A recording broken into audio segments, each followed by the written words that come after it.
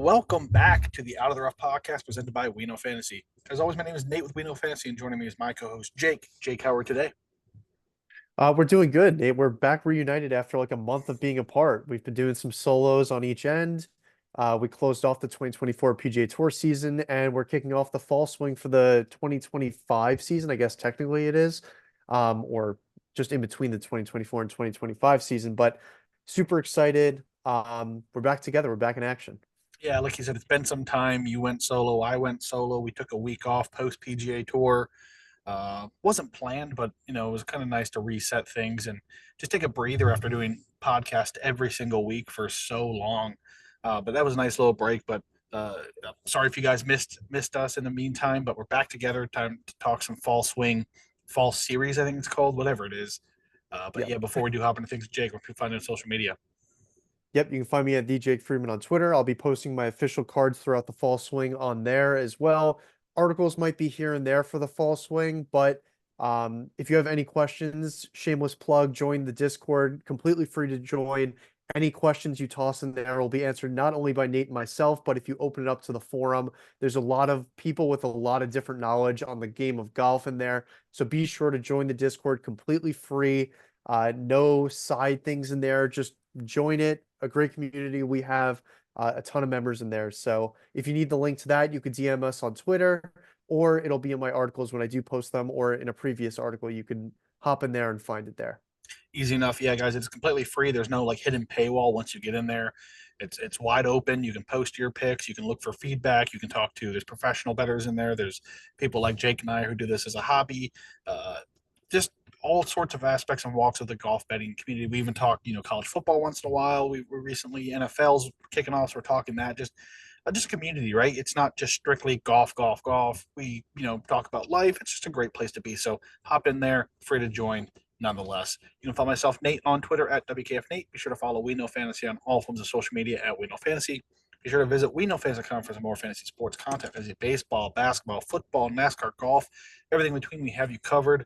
A few things on there right now. Of course, fantasy football is hot and heavy. Every week I have a waiver wire wish list article, streamable defense of the week article, and my B team article every Wednesday, I guess Thursday morning, the We Know Fantasy Podcast Network, wherever you listen to this podcast right now, the We Know Fantasy Football Podcast with Cody and I comes out, basically talking the week that was, recapping and previewing what's coming up, and a few fun things along the way. Forgot to mention my in-depth, out of the rough golf betting article series with DFS breakdowns as well. That is on WeKnowFans.com.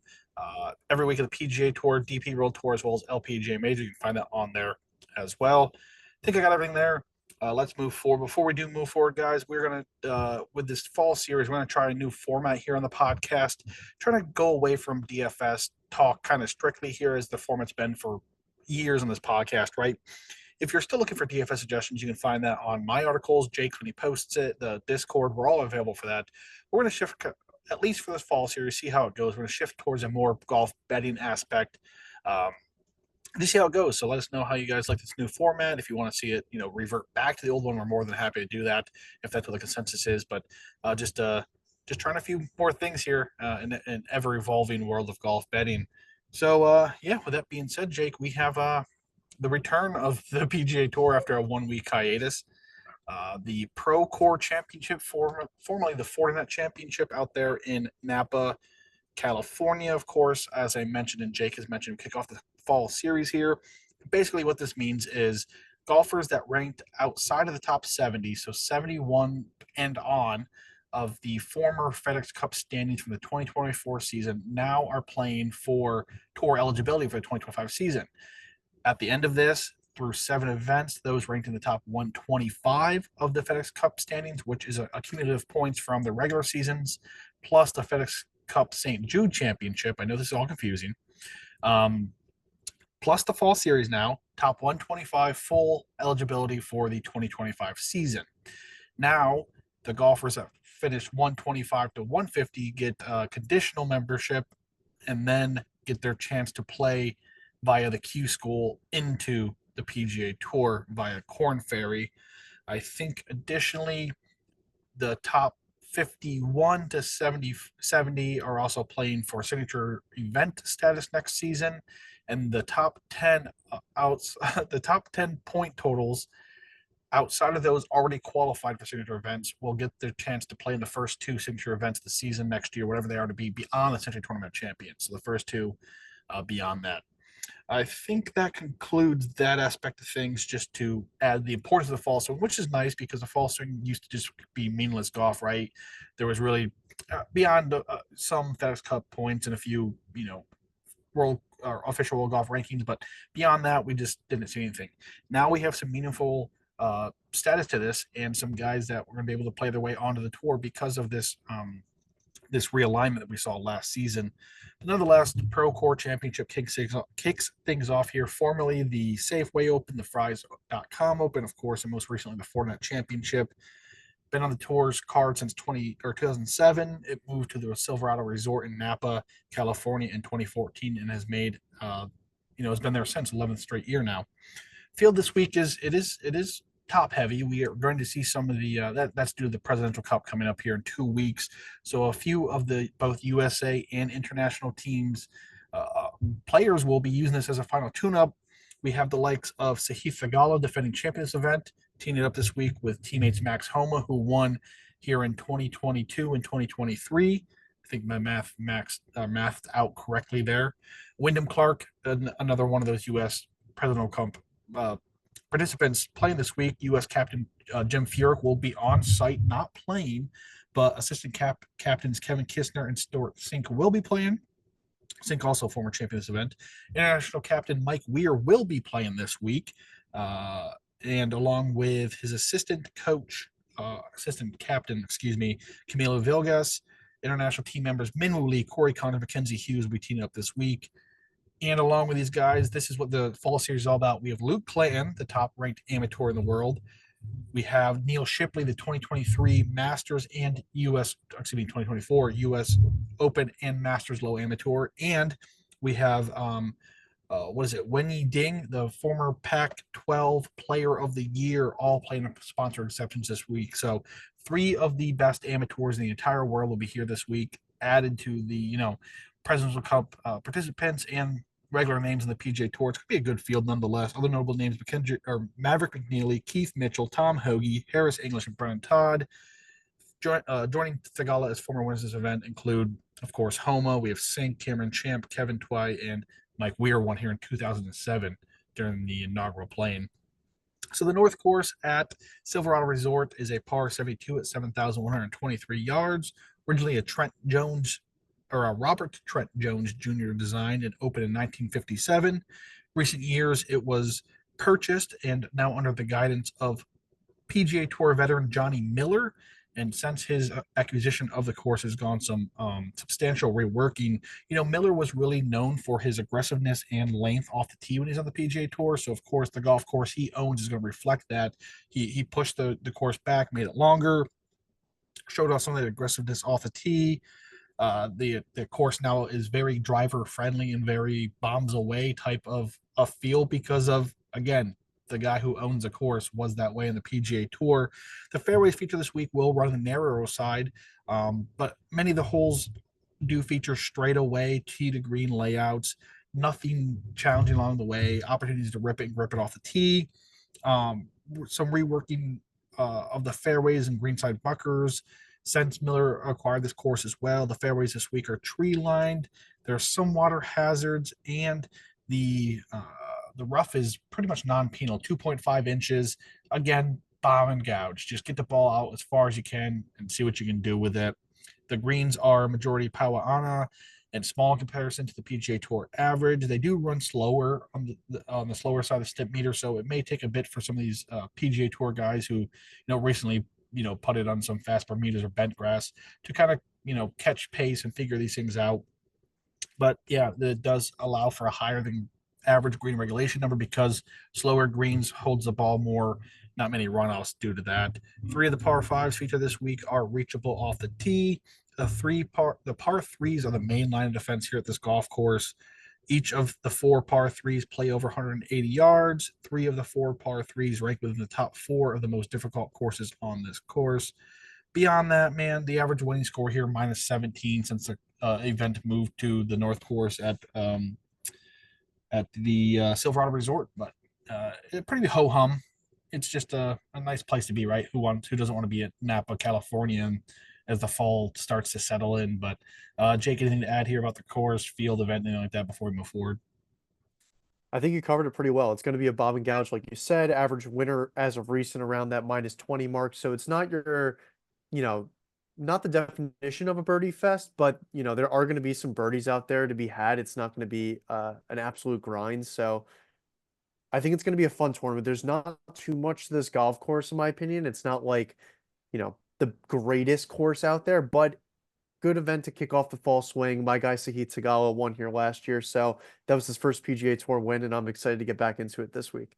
Yeah, you're right. It's nothing exciting about this course, but it's not like it's a typical birdie fest where we're going to be pushing -28, -25. It's going to be below -20. And there are some challenges, but again, it's just a nice course to kick off, like you said, the fall swing, which is going to see some of these easier courses that the PGA Tour has to offer, anyways. But yeah, you're right. See the Gala inaugural, not the inaugural, his first PGA Tour victory a season ago here. We'll see if he can repeat here coming into things. But yes, Jake. So without DFS now, we'll go straight into our betting card.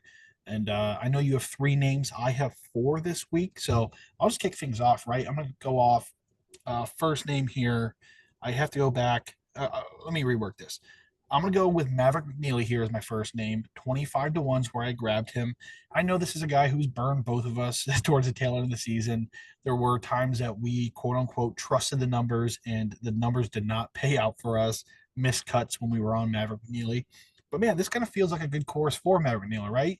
We say this often, but anyways, what does he do? He's long off the tee and he brings a hot putter, a rare combination, right, in the PGA Tour.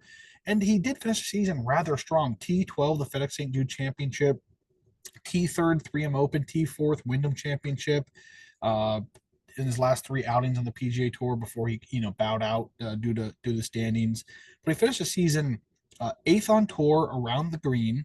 I didn't realize he was that good around the green, but he is. He's 10th in scrambling, 17th in par threes, 20th off the tee, 21st birdie or better, 30th in par fives, 47th in stroke gained putting power, 50th in average driving distance. So that's really what we hang our hat on when it comes to Maverick Neal. The approach numbers aren't where we would like them to be, but we're just hoping that the plus distance and a hot putter can really propel him. He gets birdies with a hurry. If he is to miss a green, he's really good around the green. He scrambles rather well. A good number 25 to 1 with a kind of a top heavy field this week. That's where I'm starting my card here, Jake. Yeah, I like the play, and you nailed it. I mean, he's burned us a couple times last year when we trust the numbers, but in my head, Matt McNeely is like a prime candidate to win during the swing season. And Like that's another last thing. year, right, like last year, Eric Van Rooyen was one of those guys who played solid throughout the year, was not going to win on the PGA Tour during the regular season, but then came into the swing season, played his, typical golf and won in a little bit of a weaker field. And I feel like McNeely fits that bill almost perfectly to a T. So I do like the play. The number 25, I couldn't get there. I want to add him. It's one of those that I have a little bit of fear in me that when he does win, I'm not going to be on him. So stay tuned to see if I end up adding him to my card. But for right now, I'm hanging tight on not adding him to my card at the moment. And you really hit the nail on the head there when you talked about McNeely just feeling like a fall swing winner. Like if you look at him, look at the results, look at how he plays, it just feels like there's something about it. There's like an aura around Maverick McNeely winning on the fall swing. And if he is to get it done, it will be during the fall swing. Who knows if it's week one or week or event seven. But there's just something about what you just said there that just hits home with me. But Jake, who's your first guy here? Yep, my first guy here, he's very popular per Twitter this week, but it's going to be JJ Spawn. I got him at 35 to 1. To end the season last year, he was just absolutely nuclear on approach, which is what I like to see. A lot of these guys haven't teed it up in a couple of weeks. So I'm kind of just hanging my hat on the recent form that we saw on these guys, but I'm also keeping my card pretty light for that same reason because a lot of these guys haven't played golf recently. Spawn is really a well-rounded golfer. He's about tour average and everything aside from approach, where he's pretty decently above tour average. He ended the PGA Tour season last year, finishing T3 at the Wyndham Championship, T9 at the 3M, T29 at the Barracuda, then T45 at the ISCO Championship. In all of those, he gained about a stroke per round, if not more, on approach. The putter was getting hot at the end of the year. He was gaining about a half a stroke per round with the flat stick. The off the tee is there. He's generally long off the tee, which is what we like to see here as well. His tournament history, he finished T11 last year and T9 in 2021. So in the middle of that, a miscut and a T59, pretty hit or miss. I'd like to think that he's a better golfer than he was in all four of those appearances. So I thought 35 was a good enough number to take my chances on Spawn this week. And another guy who I was on a fair amount, at least in the kind of the middle part of the season last year, when you kind of hit those tournaments where you're missing a lot of the big names. JJ Spawn was a guy who popped because of those approach numbers, and I love the favor approach numbers because it is, in my opinion, the most important aspect of a golf game because you're hitting more approach shots than any other shot when it comes to any golf tournament, right? Um, Absolutely love the play. 35 is a good number for JJ Spawn in this field. Just one I didn't get at because of Maverick Neal and my next guy I'll talk about. But yeah, love JJ Spawn. You talked about the form coming into this week, and you also made a mention of keeping your card light just because most of these guys, like you said, we haven't seen them in 3 weeks to a month when they didn't make it past the FedEx St. Jude, or if they did the BMW Championship. Very few of these guys played the Tour Championship, which was 2 weeks ago at this point. So you're talking at least three, most of these guys four. Again, super hard to just pick back up and do what you were doing as of late on the golf course. But of course, these guys professionals. They play golf every single day of their lives, and they're just doing enough to keep them going. And again, a lot of these guys at this point are playing for their livelihood and playing for their future on the PGA Tour. I don't think JJ Spawn's in kind of jeopardy for that. But yeah, another good play there, and I'll just roll right on my guy. And it's another guy who has burned me several times. It's Keith Mitchell. I keep going back to them, and this is my prime example of the numbers. Trust the numbers. This guy, stats off the chart when you look at Keith Mitchell.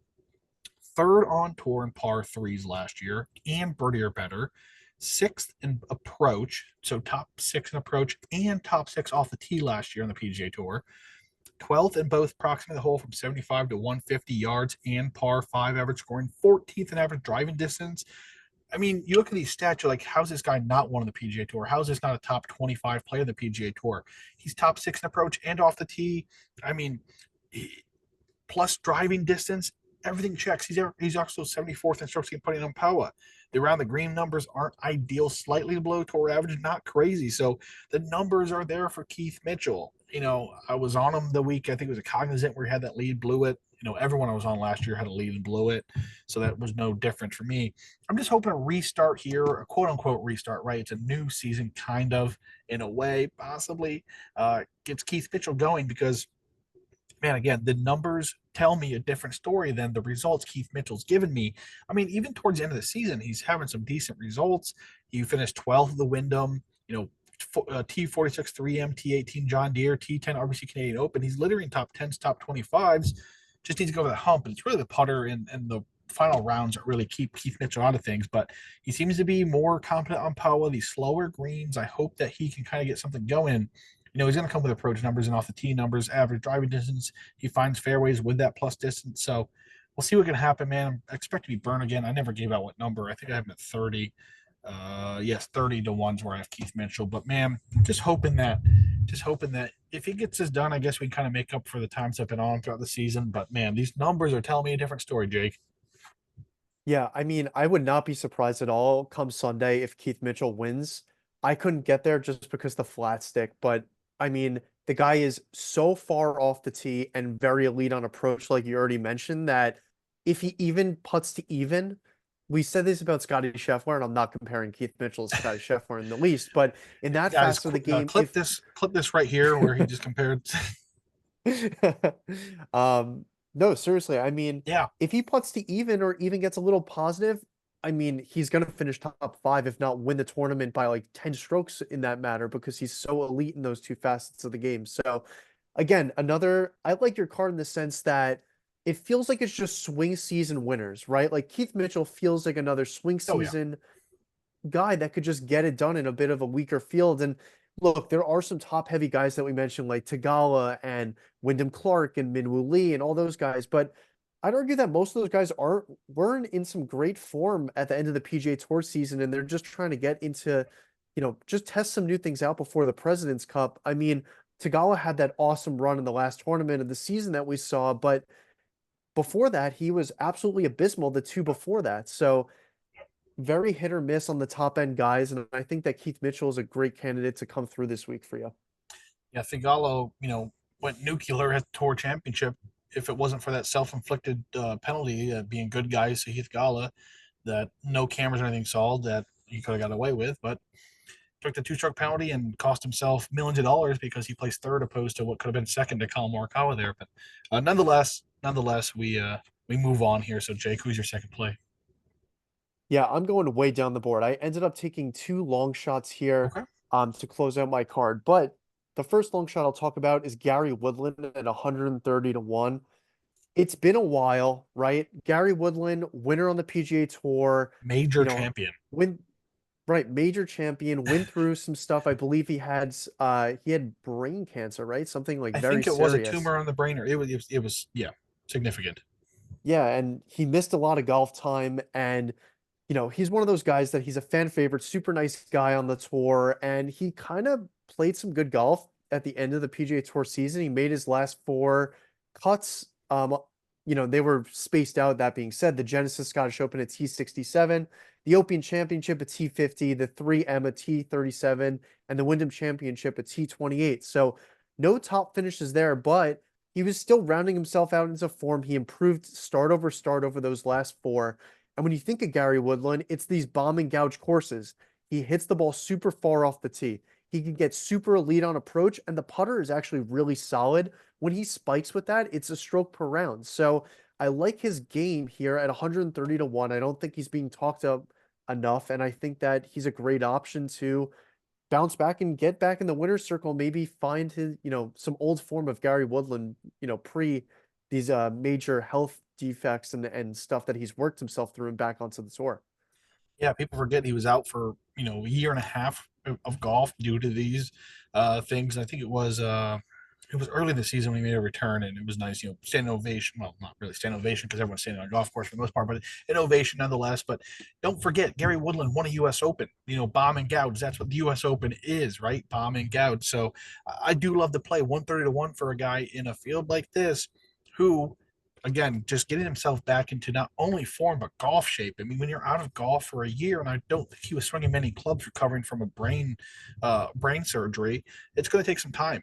But once things start Yep. clicking, these are the courses he can take down. These are the events he can take down, and it's a good number for a former major champion. I love the play there, Jake, much. So I'm not going super long yet. I have a long guy here coming up, but I'm going to take it about midway and go with Mac Meisner at eight, or excuse me, I almost had his DFS numbers there, 55 to 1. Meisner, infamously recently blew what could have been his first PGA Tour champion or win at the Barracuda Championship.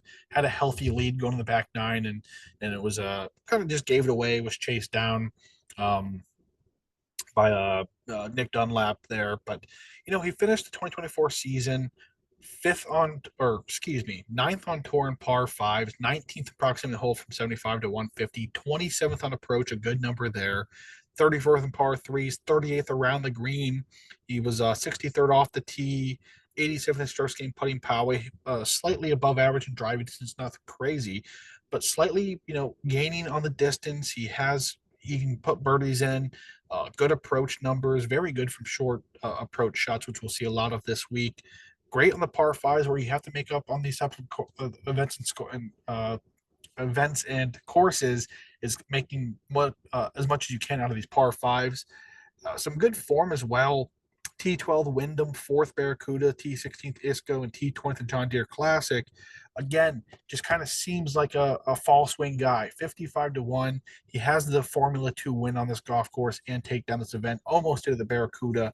So why not do it here? 55 to 1, I thought was a fantastic number for Meisner.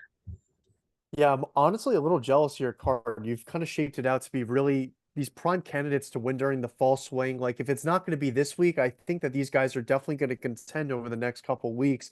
And Meissner is a absolute prime example there. Like you said, great form to end the season. Super, super well-rounded golfer. There's no facet of his game that's like a major blemish where, you said like Keith Mitchell, it comes down to the putter every week.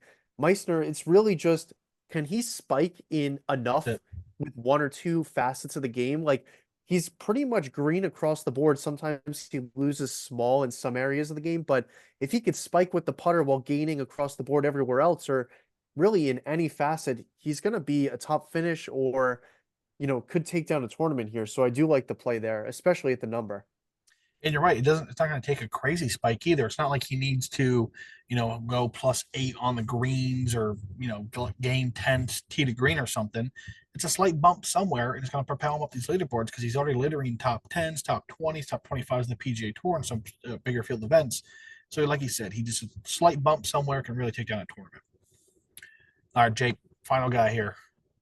Yep. I'm going to cap off my card here with a guy who's actually been playing recently, and that's probably a prime reason why I picked him. It's Henrik Norlander. I got him at 170 to 1. He's been playing on the DP World Tour over the past couple weeks, and if you're not, paying attention to the DP World Tour, you probably wouldn't have known that, but his last start was last week at the European Masters where he finished T8, gained a stroke and a half per round on approach.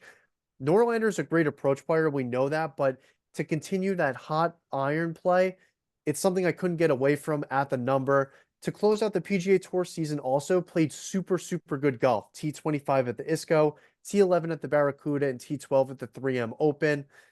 It's the putter for Norlander that he's been struggling with. He hasn't gained with that in 5 weeks, but at the number, I'm willing to take my chances on a guy who gains off the tee, not a super big number, but generally speaking, he's green off the tee. He has elite iron play, not elite. I mean, he has great iron play. Let's just leave it at that. He's gained over a stroke per round on approach in 3 of his last 4 starts, which is great. If he can get the putter to even or a little bit positive, I'm expecting him to have a big week and could possibly take this tournament down at a big number.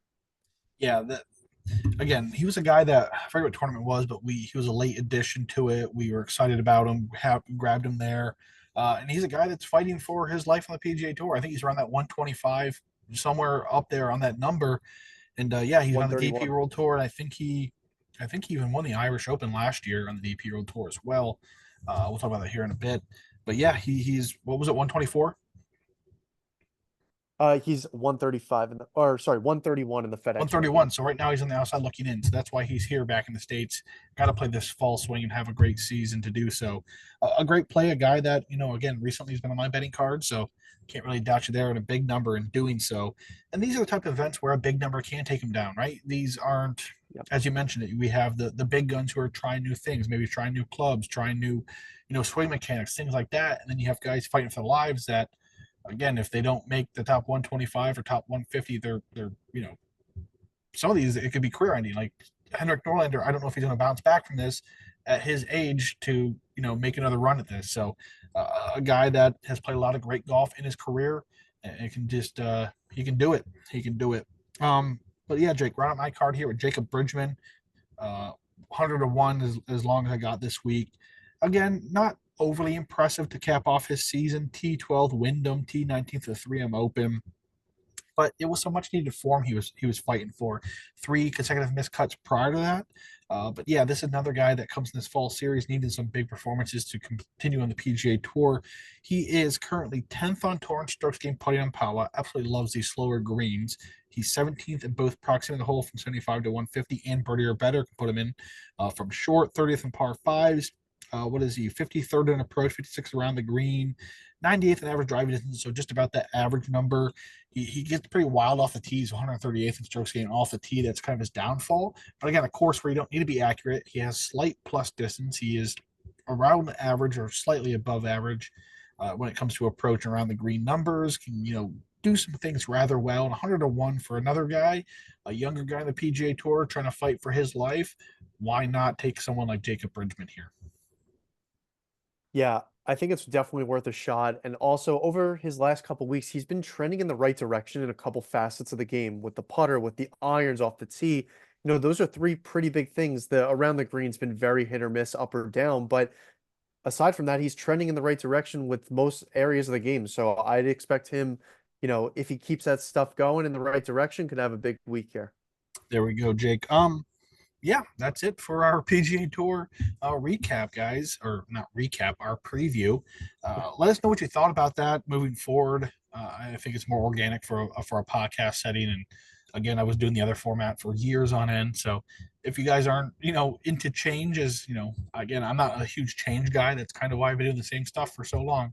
Let us know how you feel about that. Check anything else about the PGA Tour this week in the Procore Championship before we move forward? No, I think we covered it all. There we go, guys. So while the PGA Tour starts off the fall swing, the DP World Tour is still really in the midst of it. They're in the heart of their quote unquote back nine swing, which includes pretty much their most important, their most historic and national opens on their schedule. And that's where we are this week, finishing out, or not finishing, continuing on with the back nine as it turns forward to the race to Dubai here in September, November when that happens, somewhere down there. But yeah, we still have 7 events on the DP World Tour before we get there. But Irish Open this week. This nomadic event returns to Royal County Down. Links for the first time in 9 years, 2015. The last time it was played here, just one of those events, the Irish Open. It kind of just has a ring to it, not really the birthplace of golf, but right there in the midst of it, Northern Ireland. But yeah, the course this week we have none other than Roy McIlroy leading the field. Who else would be here for the Irish Open than the greatest golfer to come from the area, Roy McIlroy. Grew up in Hollywood, which is about an hour away from Royal County Downs. He's a frequent flyer of this golf course, knows this golf course rather well, and of course won the Irish Open in 2016. So he's looking to claim another title. We also have Irishman Shane Lowry teaming up this week on the DP World Tour. As we see this often when the PGA Tour concludes. A lot of the European-based golfers, the big ones that don't need to play in the swing season, right, end up over here, fall swing, excuse me, end up over here and play in their nation's open. And Roy McIlroy will probably go on to win the race to Dubai as he does every single season. But things like that. So we have Shane Lowry here, who actually won this event in 2019 as an amateur. Tom McKibben, a fellow countryman of McIlroy in Northern Ireland. There, he became the youngest Northern Ireland-born golfer to win the DP World Tour since Rory McIlroy. 21 years old still, third time playing this event, looking to claim victory on his home soil. And we have Seamus Power as well, joins a list of Irishmen looking to claim victory on a home-ish. I deemed it home-ish soil. It's not really Ireland, but Northern Ireland along the way. Some other notable names teamed up this week with Aaron Rye back here, Robert McIntyre, Rasmus Hogard, Nikolai Hogard, Thriston Lawrence, Bernd Weisberger, Ryan Fox, Thomas Dietrich, and Eric Van Rooyen, and a list of PGA Tour veterans, along with some of the DP World Tour bigger names mixed in along the way. Vincent Norman comes in as defending champion as he looks to repeat as the Irish Open champion. Soren Keldson won this event back in 2015, the last time it was held at Royal County Down. He too is playing again this week, and other former champions of the Irish Open teamed up in this week include John Catlin 2020, Miko Kornhan 2014, Ross Fisher 2020, and of course, forgot to mention, arguably the greatest Irish golfer of all time, Patrick Harrington, won here in 2007. Of course, this week, the Royal County Down Golf Course in Newcastle, Northern Ireland, plays the par 71, roughly 7,186 yards, offers a breathtaking and picturesque setting as the mountains of Mourne sit in the background. The course was originally designed by a Scottish school teacher named George L. Bailey, who embarked on a personal conquest to establish golf courses. A little bit of history there for the history buffs. He made the first 9-hole layout and opened it in March of 1889. The second nine was designed by Old Tom Morris, and Harry Cole added further improvements to the course in 1925. Over the years, the likes of Tiger Woods, Tom Watson has used this exact golf course in preparation to multiple Open championships. And of course, I mentioned Rory McIlroy, a frequent flyer of this golf course. Any golf course that has royal designation, we know it's going to be a rather good golf course, right? It can be best described as a very tough links golf course that features thick and penal rough while offering breathtaking scenery. The greens are fast and dome shaped. They are guarded by quote unquote bearded bunkers that feature overhanging lips of grass and heather. Golfers will oftentimes be faced with blind shots, and as with most link style courses, is protected by Mother Nature and the wind. The weather played its part in 2015 with just 5 golfers finishing under par that week. But yeah, this course also hosted the Senior British Open in 2000, 2001, 2002. Beyond that, expect some bad weather this week. Again, links golf course, link style golf. It's going to be bad weather. It's going to be wet. It's going to be windy. Nothing else to really break down there. But yeah, Jake, anything else out here? No, I think you covered it well. It's going to be a really tough golf course. There we go. And of course, we have our betting cards now. And I think we each have three guys. I kicked it off on the PGA Tour. So, Jake, kick us off here. Yeah, I went three pretty big long shots here just because I'm scared of the top of the board. You know, Rory McIlroy generally comes over the DP World Tour and just dominates. So I took three long shots. My return on if I hit any three of these is going to be like way higher than my usual percentage. But I'm going to start off with Alex Fitzpatrick at Yeah, 55 to 1. Another, he's just playing some awesome golf he as of is. recent. I think he's pretty popular. But that being said, his last three starts, T6, T12, T6. So really just peppering the top of the leaderboards here could be due to break out for a win. You know, when you think of the Fitzpatrick brothers, they love this link style golf, these tougher conditions. He's been very solid with the putter, very solid around the green. So the short game is definitely there for him. In my opinion, it's going to come down to his approach game. His irons can tend to struggle a ton recently. Honestly, it's been if you look at his last couple, I think he's gained two of his last like 10 or 11 starts he's gained on the with the irons. So pretty ugly in that facet of the game, but still managing these top 10, top 15 finishes with those irons betraying him. So that just means all other facets are working really, really well. So if he can get those irons to click even a little bit, I think that he has a chance to win this week at 55. Yeah, if I remember like 2 years ago when we were introduced to Alex Fitzpatrick at the Zurich Classic when he teamed with brother Matt, then he just went on for a fantastic finish at the Open a few months later. We know he plays links rather well. He was the first guy off my betting card, not going to lie, this week. I didn't go with him, but I can see your argument there. Some great form, kind of a popular name just because his brother is Matt Fitzpatrick. But yeah, absolutely love that play there, Jake. My first guy, I'm going to go with another guy who has a brother on the tour, and that's Rasmus Hogard, 24 to 1. So I do like when we get some PGA Tour guys who come over to the DP World Tour because for one, we get better value on the DP World Tour regulars, and the same thing with what we talked about with the top end of the fall swing of the PGA Tour. For the most part, these guys, these PGA Tour veterans, are coming over here to grind out 4 days of horrible golf, not horrible golf, but horrible conditions. They're there to again work on things, change mechanics, things like that. I mean, unless you're Rory McIlroy or it's a little bit different because a lot of these guys are coming over to play in the National Open. There's a lot of meaning behind it. But in the same sense, these are guys who play in these same conditions, in these same time zones, in these same formats, and all of this year in and year out. So we want to favor these guys, right? And in my opinion, Rasmus Hogard may be the best player on the DP World Tour, so we're getting a good value at 24 to 1. Where if it wasn't, any of these PGA Tour guys, we're talking 10 to 1 or 12 to 1 when it comes to Hogard. So I absolutely love the value this week, and he's in some good form as well. Comes into this week T17th last week of the European Masters, solo third at the British Masters the week prior. And we look back at the links form he saw this season. Made the cut of the Open, T21 of the Genesis Scottish Open. And if we want to take an even further look back to the Desert Golf, which is heavily correlated um, to link style, and we know the Hogards play desert golf better than anyone probably in the world. Uh, Rasmus, he placed, let me look back here, guys, excuse me, T11th at Dubai, T11th at the Hero Dubai Desert Classic, second the Ras Al Khaimah, T8th of the Bahrain Championship, and T6th the Qatar Masters. Absolutely demolishing desert golf. Not a direct correlation, but it does correlate, often a lot of waste areas, thick and penal bushes, and things like that. It is a correlation. Fight me over if you don't want to agree. Anyways, 11th on tour in strokes gained putting, 12th in sand saves, 18th off the tee, 34th bogey avoidance, 36th scrambling and approach, 47th green in regulation, 52nd par fives. The list goes on, man. Even 77th in total driving. There isn't really a weakness to Rasmus Hogard's game right now. I did like Nikolai for the same reasons, but he's had his own struggles on the PGA Tour. Not really super confident in his golf game of what he was able to do, or lack thereof, on his first season.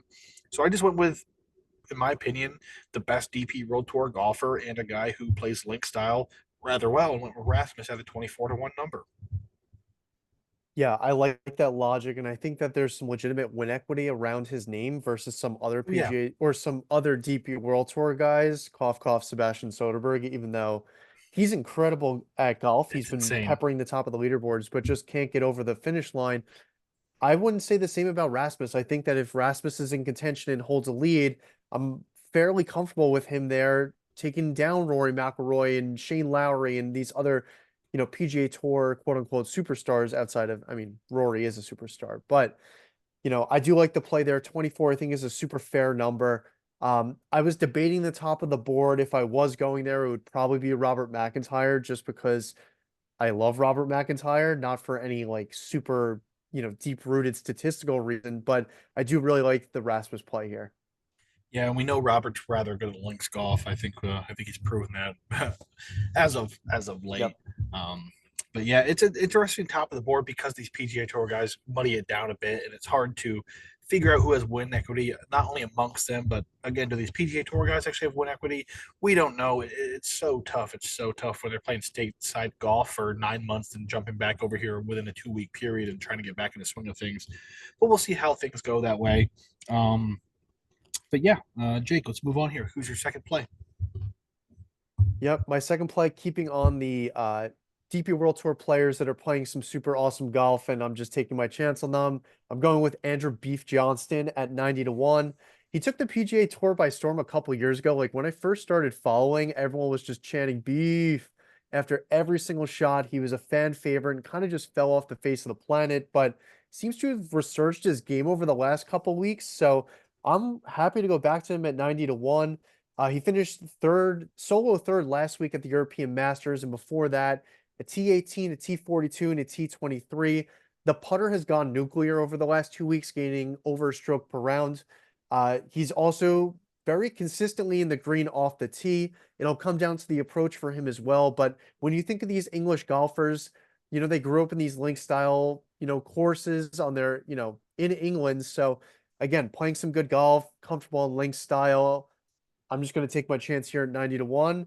I know that if you look at the long-term form, especially over the last year or two, nothing is going to jump off the board. He's going to be completely down in your models, but I really went based off of recent history here, and I think that 90 to 1 was a fair number to take my chance on him.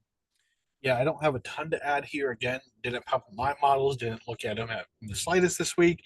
So, I mean, those are the type of guys who probably will go on to win. But yeah, a good number for a guy who could do it. So there's that. So I'll roll here into my next guy. So I'm staying towards the somewhat top of the board with my first two guys. I'm going back to the first of Lawrence at 30 to 1. Just again, some insane form. T27th last week at the European Masters. Nothing crazy. Prior to that, though, solo second at the British Masters. Remember, solo fourth at the Open Championship among the world's best. Everyone. Uh, Again, he also placed runner up. He has four, excuse me, man, I'm tripping on my words. Four runner up finishes this season to go along with five top fives and eight top 10. So he's been littering it. Hasn't got a victory this season. Last time he won was last year. It just feels like a victory is coming for someone like Thriston Lawrence. I mean, the stats are going to back you up here. He's third on tour in strokes gained putting. Until last week, he was first on tour in putting for the entire season, pretty much. 11th in par fives, 15th in scrambling, 17th off the tee, 23rd sand saves, 26 bogey avoidance, 46th approach, 60th total driving, 61st green regulation. The around the green numbers are what's going to get you with Thriston Lawrence, but man, you have an elite putter who is plus distance and accuracy off the tee. A guy with good approach numbers and some guy in scorching hot form, 30 to 1, man. We saw it at the Open among everyone. He really could have won that golf tournament. So he knows how to play in poor weather. He knows how to play on links. And he's in some scorching hot form. 30 to 1, man. I had to go back to it. I've been on almost every single week the last 3 or 4 weeks in the DP World Tour, but man, I don't think you can debate a reason why I'm not going to go back to him. Yeah, no, I mean, if you've been on him, I could totally see continuing form there. But also on the Sunshine Tour at the end of August, he won the Sunbet Challenge Times Square Casino. Big one Crazy there. tournament Big name in one my there. opinion, but yeah, he won a tournament in August, so that's really some good recent form. I mean, I can't fault you there. He's a super well-rounded golfer. He almost feels like a course-proof player on the DP World Tour because he has such a well-rounded game. And like you said, the putter is very, very good. So would not surprise me at all to see Lawrence take it down this week and play some good golf. Let's hope so, because yeah, he's been close a lot recently. So, Jake, let's run out your card here. Yeah, this guy super popular. I kind of just hopped on him for FOMO. I'm gonna absolutely butcher his name. Frederick Jetterup. Oh, It's yep. 200, or I got him at 300 to 1. Used a free play on him. I had a $20 free play at 300 to 1, so this would be a massive That'd be a payout. fun one. That'd be Um a fun one. that would it really would be, but PGA Tour of Americas is the tour that he's been playing on. He won 3 times on that tour this season, and all in some pretty recent, June. Yeah, he won the third week of June, the fourth week of June, and the first week of September. So very recently he's won, and in more recently, his last 3 finishes, solo seventh, a win, and a T9. So playing some good golf, coming over to the DP World Tour. He played in the US Open this year. He missed the cut, but he was nuclear with the putter and approach, and he lost everything around the green and off the tee. I'm hoping that that's the only strokes gain data I have on him. So a little scary going in, but at 300 to 1, I'm willing to take my chances here for a guy who's won 3 times in the last, what is it, 3 months? So yeah. Yeah, I mean, the PGA Tour America's there. It's a few steps down, right? You mean you have the Corn Ferry between the PGA Tour and there, but again, we talk about this often. It is a professional golf tournament. Not only one, but three that he's won. He's also littered top fives and top tens along the way with those. And of course, I mean, I like Danish golfers, so I hope he comes through. Maybe can compete with Rasmus down the stretch there. But yeah, definitely a guy that's popular, a big number. I think it's all the way down to like 80 or something now. Like it's been bet to pieces. So if you're looking to get a piece of that, I don't think you're gonna. Please don't touch him at 80 to 1. Um, but yeah, I mean, it's going to be an interesting one, a very popular name and a fun one, nonetheless, to follow. I'm not going that long, Jake, to finish out my card, but I'm going with a guy that you and I have both been on multiple times. And that's Julian Guerre, 100 to 1. Just again, a good number for a well rounded golfer. Um, Currently 10th on tour in par fives, 14th bogey avoidance. He's 34th green in regulation, 36th around the green and scrambling, 40th off the tee, 79th total driving, 83rd putting, 95th approach. He's made 8 consecutive cuts coming into this week, including the Genesis Scottish Open in there, so a good golf tournament to make a cut as well. As of late, his best finish includes a T4th European Open, T13th BMW International Open, T20th Volvo Car Scandinavian Mixed, and T22nd of the Italian Open. Looking back at the desert form again, I like to call it Desert Links. T14 to Dubai, T8 to the Bahrain. We see a ton of desert golf in the DP World Tour to start the season, like a month and a half worth. So there's a lot of data there to go off of. I mean, we see links. I mean, up until this point, if they're not making the Open, you see the Genesis, and we'll see the Alfred Dunhill Links Championship in a few weeks. But until this point, really just have the desert golf to really go off of, in my opinion, for the season. But yeah, 100 to 1 for a guy that I feel has real win equity in the DP World Tour was a number I could not leave out there. Yeah, I like the play. He's one of those guys that doesn't put himself in danger a ton. He also doesn't do himself a ton of favors. He's Like, like your completely average golfer. But that being said, when it comes down to winners every single week, you look and you're like, up, they spiked with the irons. That's why they won. Up, they spiked with the putter. That's all it's going to take for him to get over the finish line here because he doesn't hurt himself in any area of the game. He's just a completely average guy. And at 100 to 1, if he does get hot in any facet of the game, he's been towards the top of the leaderboards as of recent, like you mentioned. So I totally could see it happening. I mean, with the likes of Rory McIlroy, you got to take your chances here. But yeah, I do like the call out on him. let's also not forget, I mentioned earlier, the weather's going to be rather poor this week. So, a guy who limits the damage, plays some average golf, and just consistent for 4 days could come out on top when there's only a handful of guys under par for the entire week. I mean, Saturday, 60% chance of rain on Saturday. There's like 20 plus mile per hour winds, low temperatures. Like Saturday is going to be where this tournament is won or lost this week, just as we saw last week. But yeah, I mean, those boring guys, those are the ones who may come back through when the weather plays its hand and you're just playing consistent, home tee to green golf. Like nothing flashy about it, but if it gets you the win, it gets you the win. Exactly. Yeah, I totally like that logic. There we go. Well, guys, that's it for golf for the week. Oh man, again, Jake. Every single week we're like, oh, let's have the schedule loaded at some point before we do a podcast because the PGA Tour. I don't know if they on next week. I think they are. No, they're off for about 3 weeks. I lied to you. Before the Sanderson Farms Championship and the DP World Tour heads probably somewhere, I have to assume. DP World Tour schedule. We're going to the BMW PGA Championship. And then, of course, we have the Open Day of Spawn, the Alfred Dunhill Links, Open Day France, Andalusia, Korea mixed in there. And then we head to the desert for the final The two fun events of the stuff. season. So coming down to that, guys, DP World Tour is winding down. The PGA Tour fall swing just started. So the podcast, last year during this part, we did one every single week. There may be some weeks where we just don't want to record a podcast. I think that's okay, right? We don't need to have a podcast every single week and just if there's content, we'll talk about it. If there's an idea we pop up, we'll put it out there. Of course, there will be some DP stuff, but again, we post articles about that. In our Discord, we post our official bets there. I tweet out my DP card, my PGA card. Just there's plenty of content going around, but yeah, guys, I don't. There's just a lot that goes in the podcast and trying to find. Jake and I are super busy people in our own lives, so trying to find an hour of our week to sit down. We have what Monday or Tuesday, and that's it to get it in. So just bear with us, guys, through this fall stretch. Of course, we'll be here each and every week when it comes to regular season PGA Tour. But for now, we'll put out podcasts when time allow, and we'll see how it goes from there. But yeah, Jake, anything else you want to add here? Or? Yeah, that should honestly just a shameless plug to join our Discord because that's where most of our discussions are going to be. If you have questions about players, course stuff, we'll post articles and stuff. But join the Discord completely free. And if we don't cover a podcast one week for DP World Tour or PGA Tour, and you have questions or ideas or anything, that's the place to go. There we go. And Jake, we're on social media. Yep, you can find me at DJ Friedman on Twitter. I already covered my bases on the Discord, but I'll be posting my official plays in the Discord and on my Twitter week in and week out. So be sure to give a look there for those.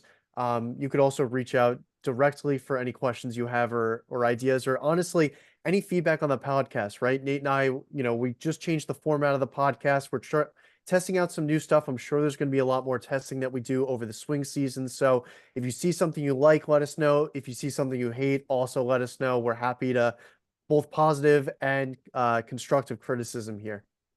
Yeah, guys, definitely let us know how you feel about things. And we're here to make a better product for you guys. We're still learning as we do this. We've only been doing this together for 9, 10 months regularly. So still a lot of growing for us. And yeah, if you want to give us constructive criticism, we're not going to turn it down, right? We want to hear what you guys want to hear us talk about on a weekly basis. So yeah, join the Discord. Follow myself on Twitter at WKFNate. Be sure to follow We Know Fantasy on all forms of social media. Until next time, guys, we'll see you.